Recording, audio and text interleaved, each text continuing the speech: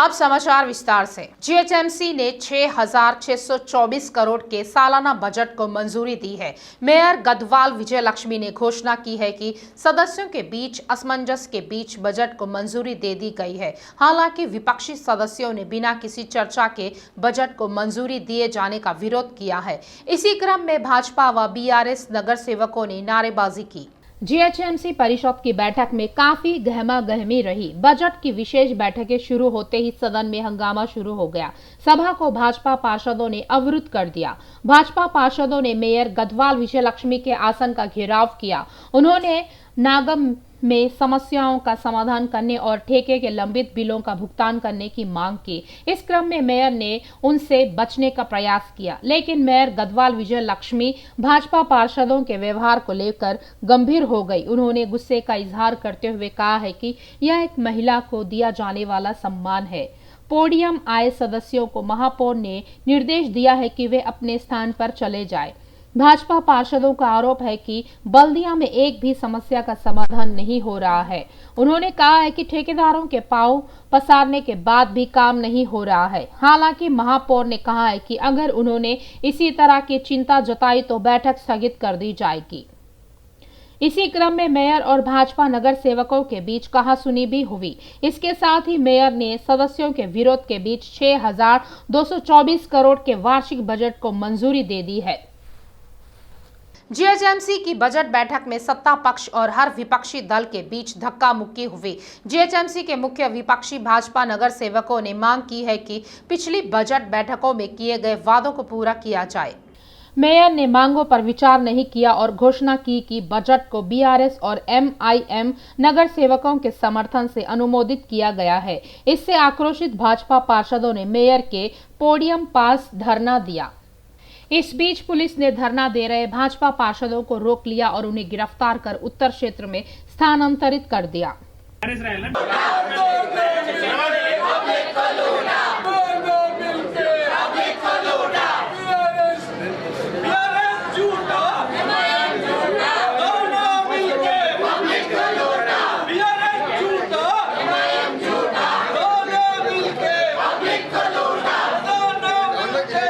मंत्री हरीश राव ने कहा है कि शिक्षा विभाग से सभी रिक्त पदों को भरा जाएगा।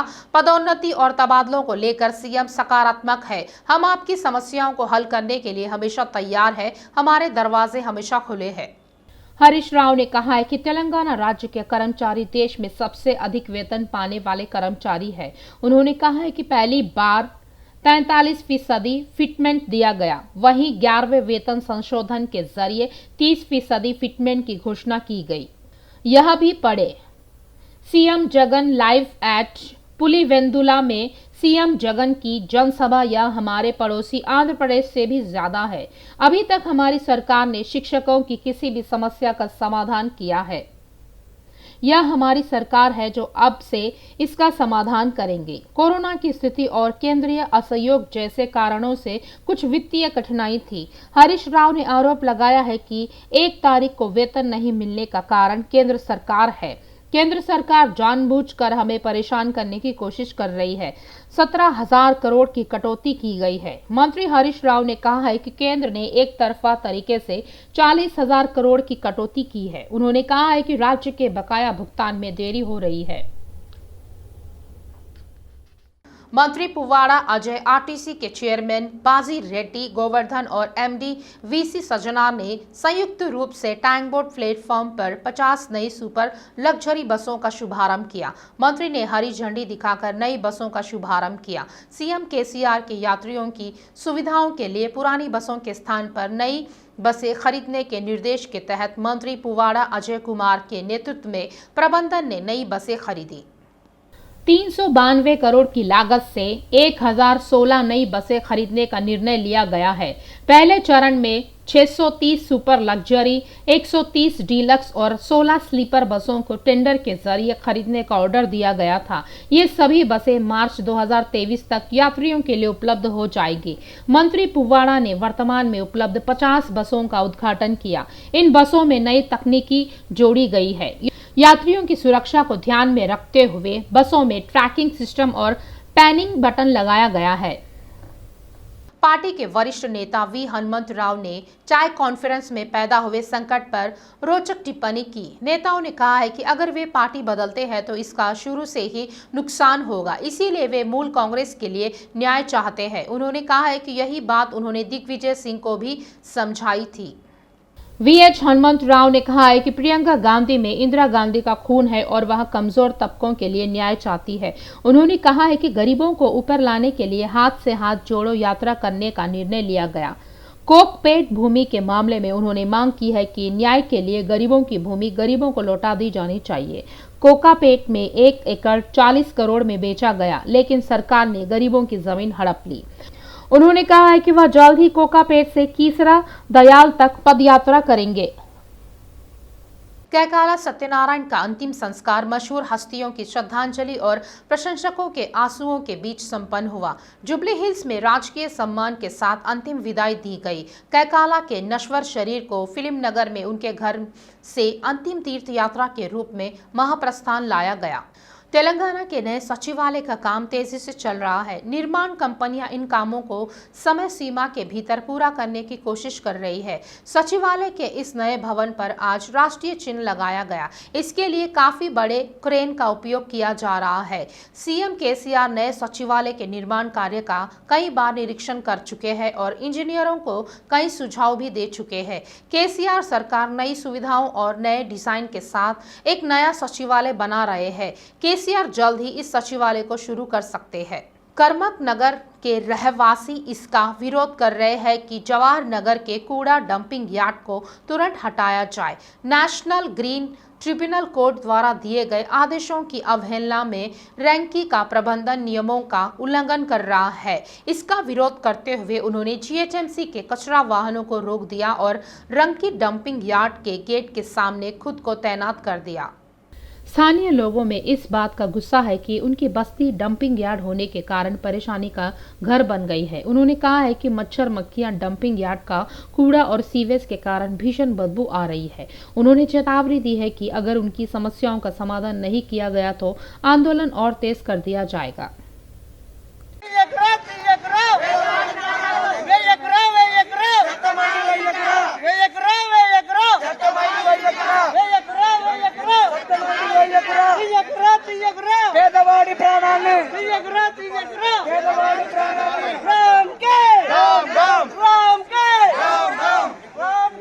HMDA ने फिर से बंडलागुड़ा और पोचारम में राजीव स्वगृह अपार्टमेंट में शेष फ्लैटों की बिक्री के लिए एक अधिसूचना जारी की है।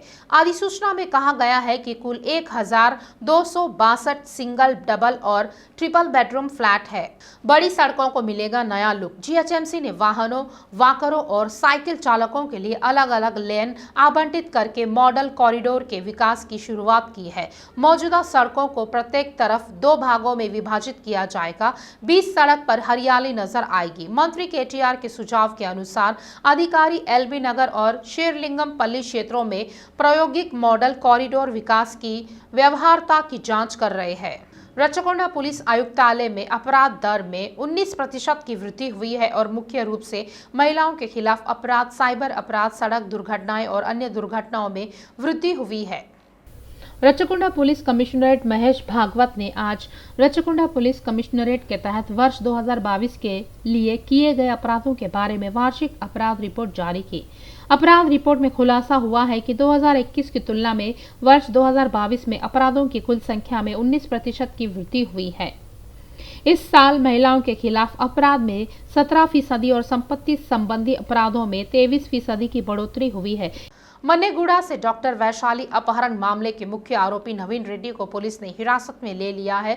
नवीन रेड्डी, जो इस समय चरलापल्ली जेल में है, को आदि भटला पुलिस ने हिरासत में लिया है, जिनसे 3 दिनों तक पूछताछ की जाएगी। उससे वैशाली के अपहरण के संबंध में पूरी जानकारी हासिल करने के साथ सीन रिक्रिएट किया जाएगा। रंगारेड्डी जिला अदालत ने नवीन रेड्डी को 3 दिनों के लिए हिरासत में लेने की अनुमति दी। नतीजतन पुलिस ने उसे शनिवार को चरलापल्ली जेल में हिरासत में ले लिया। वह शनिवार से सोमवार शाम 4 बजे तक पुलिस हिरासत में रहेंगे। संभावना है कि पुलिस अपहरण की घटना, प्रेम प्रसंग और वैशाली से शादी के बारे में भी पूछताछ करेगी। पुलिस वैशाली के खिलाफ सोशल मीडिया पर जारी वीडियो के बारे में भी पूछताछ कर सकती है। पुलिस ने नवीन रेड्डी को 8 दिनों के लिए रिमांड लेने के लिए इब्राहीमपट्टनम कोर्ट में याचिका दायर की है, लेकिन इब्राहीमपट्टनम कोर्ट ने सिर्फ 1 दिन की हिरासत की इजाजत दी। इब्राहीमपट्टनम अदालत द्वारा दिए गए फैसले को चुनौती देते हुए पुलिस ने रंगारेड्डी जिला अदालत का दरवाजा खटखटाया। नतीजतन जिला अदालत ने नवीन रेड्डी को 3 दिनों के लिए पुलिस हिरासत में सौंप दिया। नवीन रेड्डी को पुलिस ने चिरलापल्ली जेल से हिरासत में ले लिया। यह जानकर कि हैदराबाद के बाहरी इलाके मनेगुडू की डॉक्टर वैशाली, जिसे वह प्यार करता है, किसी अन्य व्यक्ति से जुड़ा हुआ था। नवीन रेड्डी 100 पुरुषों के साथ गया और वैशाली को उसके घर से अपहरण कर लिया। बीच बचाव करने वाले माता पिता व परिजनों को जमकर पीटा। वैशाली को एक कार में मिरियालगुड़ा की ओर ले जाया गया। कुछ ही घंटों में पुलिस को वैशाली का ठिकाना मिल गया। उसके बाद नवीन रेड्डी गोवा में मिला और गिरफ्तार कर लिया गया। वहां से उन्हें हैदराबाद शिफ्ट कर दिया गया। कोर्ट ने उन्हें 14 दिन की न्यायिक रिमांड पर भेज दिया। इस केस में कई ट्विस्ट सामने आ चुके हैं। नवीन रेड्डी का कहना है कि उन्होंने और वैशाली ने पहले शादी की थी। वैशाली का कहना है कि उनकी शादी नहीं हुई। पुलिस ने पाया है कि वैशाली और नवीन रेड्डी के परिवार के सदस्य एक साथ दौरे पर गए थे। वैशाली के माता पिता भी पहले उनके लव मैरिज के लिए राजी हो गए थे। असली सच अभी सामने नहीं आया है। एक और जहां कोरोना की चौथी लहर के बादल छा रहे हैं, वहीं सरकारी अस्पतालों में टीकों की कमी है। ग्रेटर के कई प्राथमिक स्वास्थ्य केंद्र और शहरी स्वास्थ्य केंद्र टीकाकरण कराने जाने वालों को निराश होकर वापस लौटना पड़ रहा है। कुछ केंद्रों में तो 10 लोगों के समूह में जाने पर ही फाइल खोल रहे हैं। जहां पूरी दुनिया में कोविड के मामले बढ़ रहे हैं, वहीं केंद्र देश में इस वायरस को फैलने से रोकने के उपाय कर रहा है। इस क्रम में जैसा कि पहले ही घोषणा की जा चुकी है, विदेश से आने वाले यात्रियों के लिए हवाई अड्डों पर रैंडम कोरोना टेस्ट शुरू कर दिया गया है। दिल्ली, मुंबई, चेन्नई, कोलकाता, हैदराबाद और अन्य हवाई अड्डों पर आज से यह नियम लागू हो गया है। केंद्रीय स्वास्थ्य मंत्री मनसुख मांडविया ने शनिवार को कहा है कि चीन, जापान, दक्षिण कोरिया, हांगकांग और थाईलैंड से आने वाले अंतर्राष्ट्रीय यात्रियों के लिए कोविड-19 का पता लगाने के लिए RT-PCR जांच अनिवार्य की जाएगी। इन देशों के किसी भी यात्री में कोरोना वायरस के लक्षण पाए जाने या उसकी जांच में पॉजिटिव पाए जाने पर उसे अलग रखा जाएगा। इन देशों से आने वाले यात्रियों के लिए स्वास्थ्य की स्थिति घोषित करने के लिए हवाई सुविधा फॉर्म भरना अनिवार्य होगा।